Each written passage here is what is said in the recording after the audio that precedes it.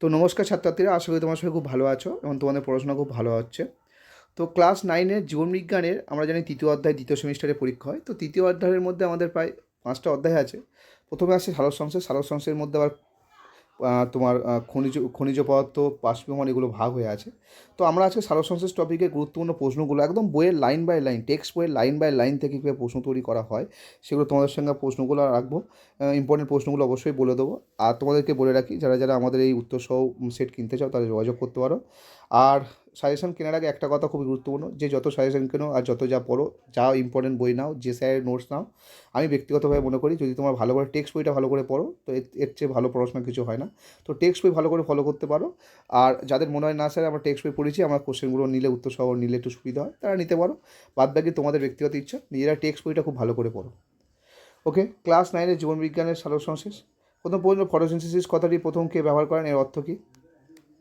সালোকসংশ্লেষের স্থান কোথায়? সালোকসংশ্লেষ সক্ষম প্রতিষ্ঠা ও ব্যাকটেরিয়ার নাম কি?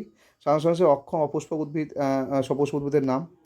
আচ্ছা, সালোকসংশ্লেষের আলোক দশা অন্ধকার দশা কোথায় ঘটে? সালোকসংশ্লেষের রাসায়নিক সমীকরণটি লেখো। সালোকসংশ্লেষ হলো জারণ বিজন প্রক্রিয়া, ব্যাখ্যা করো। খুব ভালো প্রশ্ন। সালোকসংশ্লেষ হলো একটি উপজিতি বিপাক, ব্যাখ্যা করো। পুরো পেজ নম্বর ধরে ধরে তোমাদের প্রশ্ন, এই যে পেজ নম্বর দিয়ে দিয়ে প্রশ্ন। বায়ু উদ্ভিদরা কী দ্বারা জল সংগ্রহ করে? সালোকসংশ্লেষের মুখ্য রঞ্জক কী? ক্লোরোফিল কয় প্রকার, কী কী? ক্লোরোফিল এ, বি এর সংকেত লেখো। ক্লোরোফিল এ ও ক্লোরোফিল বি মূলত কোন আলো শোষণ করে? পাতাকে দেখতে সবুজ হয় কেন? কোন আলোতে সালোকসংশ্লেষ বেশি হয়, কোন আলোতে কম হয়? এমারসন এফেক্ট কী? সালোকসংশ্লেষের কাঁচ উপাদানগুলি কী কী? 1 গ্রাম গ্লুকোজ উৎপাদনের জন্য কত গ্রাম CO2 প্রয়োজন হয়? হিল বৃক্ষে কাকে বলে? কে প্রথম ধারণা দেয় সালোকসংশ্লেষ প্রধান দুটি দশের মাধ্যমে সংঘটিত হয়? পরের প্রশ্ন, আচ্ছা, ফসফোরাইলেশন কাকে বলা হয়? কী জন্য উদ্ভিদের পাতা হলুদ হয়ে যায়, এই রোগটির নাম কি? ব্ল্যাকম্যান বৃক্ষে কাকে বলে? কেলভিন চক্র কি? অঙ্গরাত্রিগণ কাকে বলে?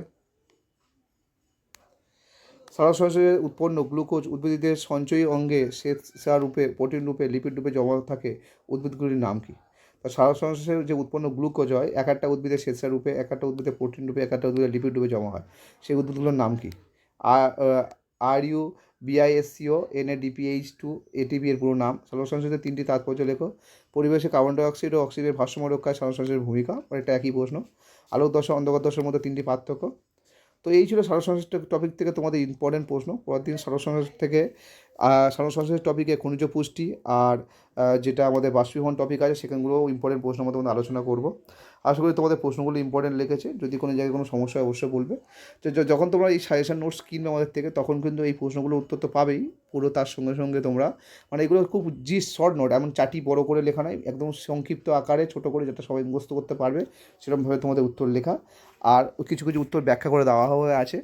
এবার তোমরা যারা আমাদের কাছ থেকে উত্তর কিনবে, তো উত্তর তো এগুলো পাবে, প্লাস এর সঙ্গে অতিরিক্ত উত্তর যেমন প্রশ্নবিদ্যার কিছু গুরুত্বপূর্ণ প্রশ্ন তার সঙ্গে অ্যাড থাকবে। তো আশা করি ভিডিওটি তোমাদের কাছে গুরুত্বপূর্ণ ছিল এবং তোমাদের ভালো লেগেছে। তো ভিডিওটি প্রথমবার দেখলে বা আমাদের চ্যানেল প্রথমবার আসলে তোমরা ফলো ও সাবস্ক্রাইব অবশ্যই করে রাখবে, আর লাইক অবশ্যই করো। ধন্যবাদ, দেখা হচ্ছে পরের ভিডিও নিয়ে।